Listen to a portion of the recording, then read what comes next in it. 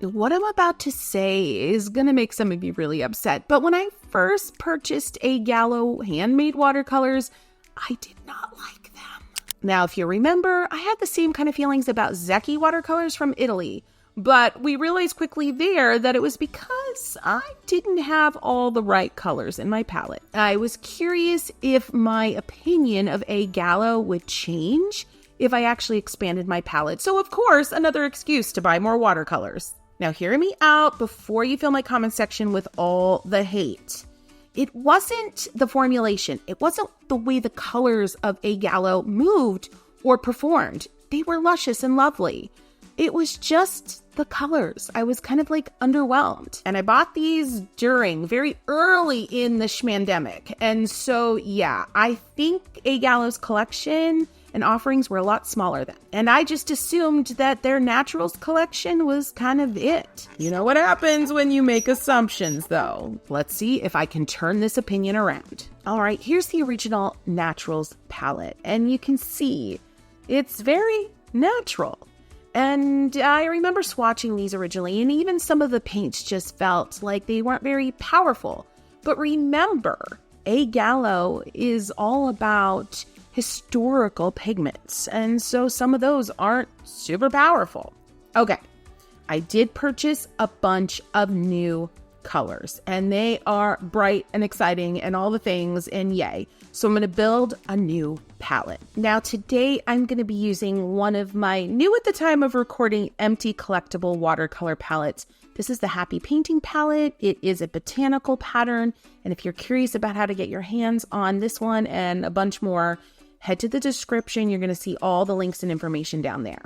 Now, this palette is going to hold a minimum of 48 half pans. It will actually hold even more. So I'm going to have some room to keep on building this collection. And by the looks of the new paints that came in from A Gallo, I'm going to want to keep building. Okay, while I'm rebuilding this palette, I want to read this. This is a few selections from the website, but A Gallo is inspired by the studies of manuscript painting techniques and a passion for the history of pigments. I love that. They have a contemporary approach to historical color.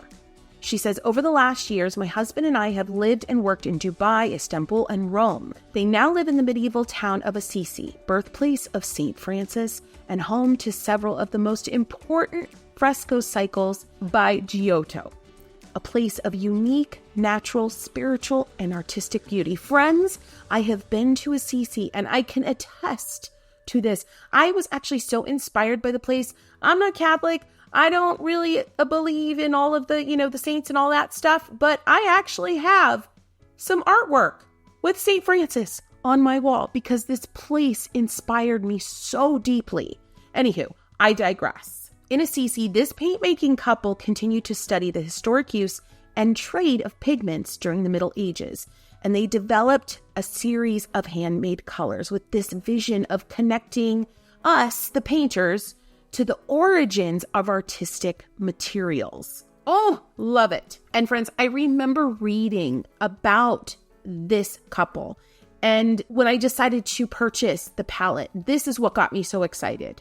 I was so jazzed about the idea of being connected to the history of paint making, to the history of pigments. Okay, I have to know, do you think this brand might redeem itself to me, the crazy color-loving artist that I am? If you do, go ahead into comments and say, oh yes, or I'm not sure, or whatever it is that you want to say. The conversations down there usually get pretty good. And if you're having a good time, would you go ahead and give this video a boop?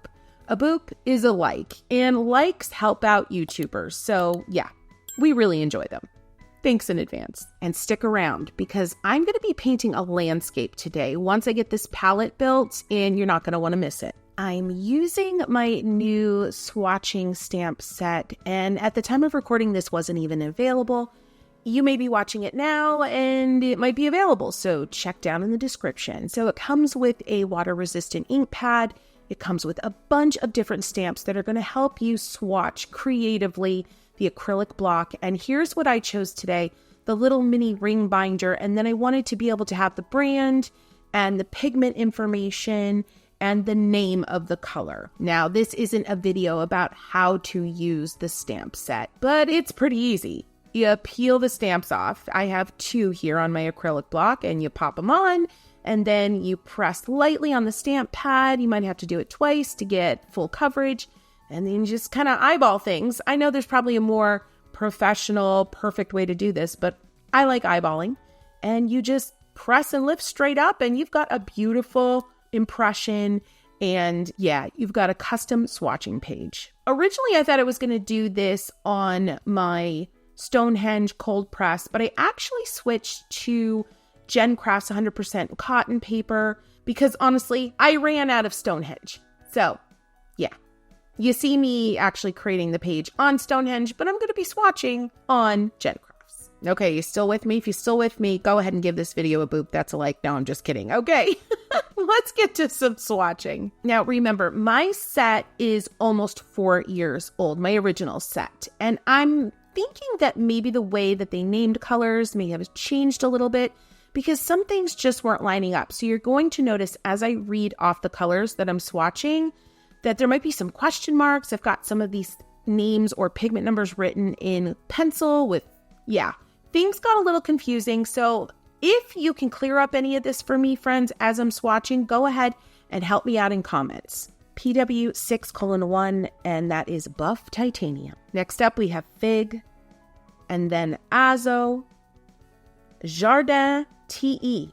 Okay, some of these names are in Italian, so please forgive me. Arancione, Hokkaido, Castile, NR31. I honestly couldn't find the name of this one, and it could be that I couldn't read the handwriting on the side of the half pan. I'm telling you, things got a little crazy with my older set. Next up, we have Ercolano, then Hematite. Here's one I had big questions about. It was handwritten on the side of the half pan, and I think it says E.O. Riorio. You tell me. Next up, we have PR206, which is quinacridone chestnut. PR255 vermilion red. PR254 scarlet red. PV19 permanent carmine. PR233 potter's pink. PR122 quinacridone magenta. PR259 ultramarine pink. PV16 mineral violet. PV37 dioxazine violet. And here's another confusing one. Rior Fions? I don't know, but it's gorgeous. It's like a raisin color. Oh my gosh, one of my favorites. Next up, Periwinkle, also another favorite of mine. It almost granulates. The mass tone is just delicious, like gouache. Here we have another confusing one, Zircomo.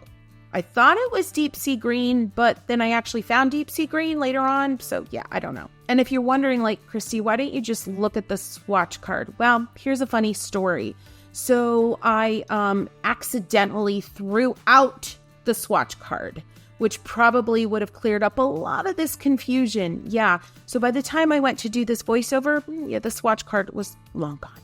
PB86 Yinmin Blue, PB29 Ultramarine Blue, Indigo, Aqua, Deep Sea, Malachite, PG23, Green Earth Cool. Now, friends, if the name of the color was on my half pan, I didn't go search for the pigment numbers. It's probably driving some of you nuts. I apologize. But if I only had the pigment number, I did go search for the color name. Yeah, I'm a weirdo. I hope you stick around because the painting that's coming up is going to be really fun. PBR8B. And I have no idea what this one's called. Here's another confusing one written in pencil. PY43. Is it iron oxide? Morocco, French ochre, Sahara. That's PY43F. And another one in pencil. Peyodia? Yeah, that one got a triple question mark. Okay, friends, I'm not even going to try to pronounce this one. It's spelled E-P-I-N-D-T, and I have not a clue. It's honestly one of my least favorites because I'm not a big fan of these super gritty ones that don't have a high pigment load, but I digress. Next one, Schisto. Then we have Buckthorn Berry Green, NG2, and Roman Black Earth, PBK 11. All right, let's get into the painting. I'm going to be using the same 100% cotton paper from A Gallo, and I have a friend in the watercolor world, Kolbie Blume. She's been on this channel. I'll link our videos together below. She has her newest book, Mastering Light in Watercolor. I wanted to paint something with this palette that would really show off kind of the earthy wonderfulness and also the highly pigmented options that I added to this palette and that I want to show off. Now, I really wanted to do that tree, but I'm not feeling that brave today. So I kept looking through the book and I found this seascape, landscape, whatever you want to call it. It's a beautiful sunset, lots of warm tones, moments that are super vibrant. You can see the palette that she used there on the page. And now, friends, this won't be a step-by-step, but stick with me as I just kind of meander through this lesson. But let me tell you what, investing in Kolbie's books is always a good idea. She has a knack for writing step-by-steps in her books.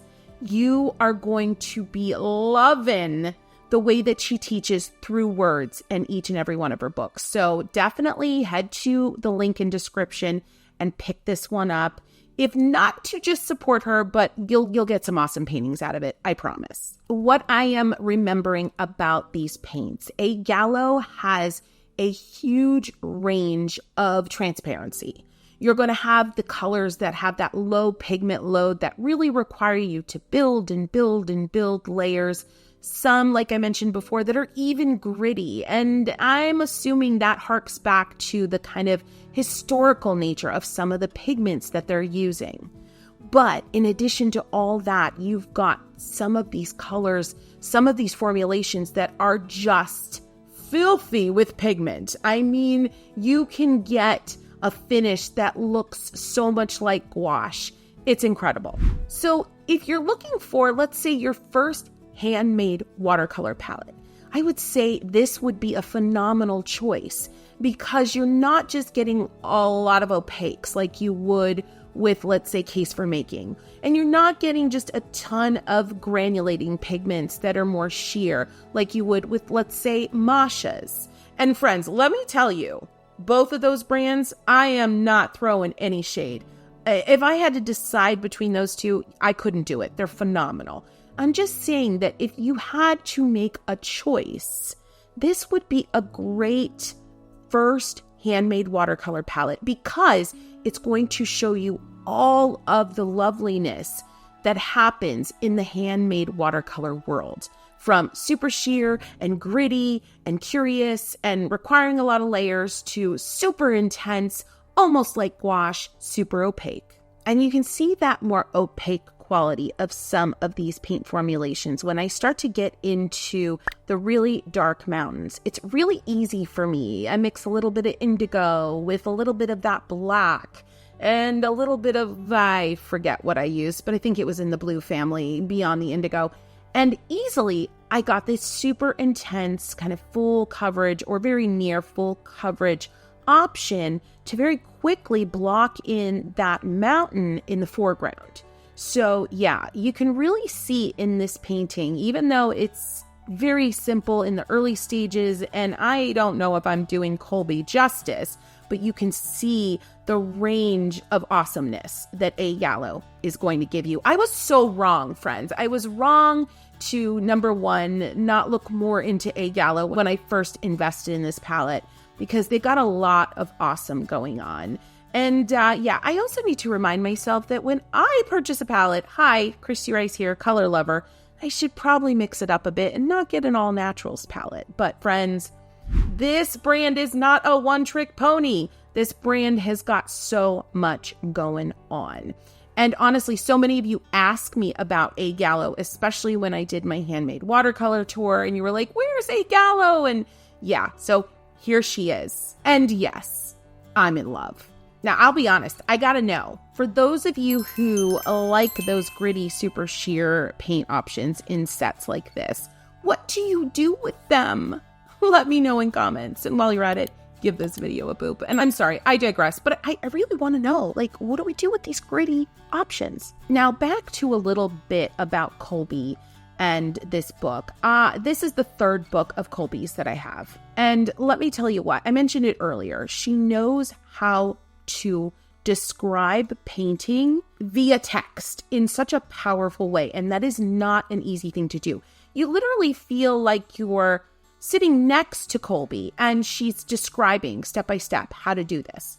And so I've done a bunch of her tutorials and I've always felt really happy about the results. And that is not something I can say for all those art books out there that I have invested in over the years.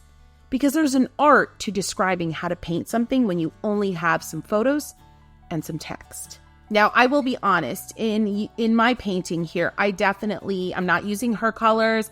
I'm not using the brush she says. I'm definitely breaking some of the rules that the artist has put forth. But that shows even more how powerful her instruction is, because I'm still able to get something that kind of looks like the end result in the book. All right, as I kind of wrap up this painting here, I want to let you know a couple of my favorites, absolute favorites from my new, more complete A Gallo collection. And first up, it's the Arancione. I just love the vibrancy of it, and I actually have a feeling, I haven't tried this, but I think it would be a little bit more of a difficult one to mix quickly. Friends, you know I love this Rior Fionz. It's one of the ones I had a question mark about its name. But oh my gosh, it is fantabulous, and the coverage, and it granulates a little bit, and the pigments separate. There's some weirdness going on in there, and it's just right up my alley. I also am really a fan of the Vermilion Red. It just is like that perfect, classic, slightly orangey red, and it also does all the things from opaque to beautifully sheer that I tend to love in my watercolors. Now, the next one might be a surprise. Ultramarine Pink does not have higher pigment load like some of the others here, but it just has a lovely, curious quality. It's like borderline opaque, and yeah, I'm digging it. Malachite, Chef's Kiss, and then also, friends, I love Aqua. The Aqua it's like it wants to granulate, but it doesn't, and I actually love that awkward in between. Yeah, definitely want to check it out. And also the Roman Black Earth. I don't know what they're doing with their Roman Black Earth, because it's not just your standard black. There's something really magical going on with it, and I can't quite put my finger on it. All right, friends, I want to know, head to comments, let me know which of A Gallo is your favorite, which colors, and then you need to head out and do another one of Kolbie's tutorials here from her previous book. So go ahead, get to it, and find yourself some happy painting.